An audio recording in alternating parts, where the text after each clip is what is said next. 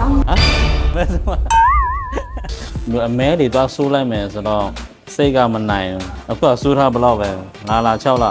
ပုံမှန်က6လတစ်ချိန်လောက်အမဲနဲ့ဆိုးနေဆိုတော့အမဲတော့ဆိုးလိုက်မယ်ဆိုတော့ပိုဆိုးရမှာဒီနေ့ကဒီမျိုးဒီဇိုင်းတော့ဒီနေ့ဆိုးမဲ့ဒီဇိုင်းကနည်းနည်းလေးဆက်ရင်းဆုံးစီးခွဲလိုက်မှာဒီကံပုံစံဖြစ်တော့ခွဲလိုက်ရပါပြီ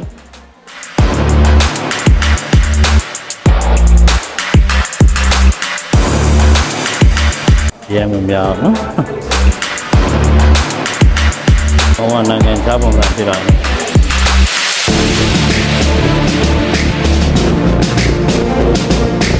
ီကစီးထားတဲ့ခြင်းနဲ့အဆင်ပြေတယ်ချထားတဲ့အဆင်ပြေတယ်စံသားပြည့်စုံမှုကဘုံကနည်းပါတယ်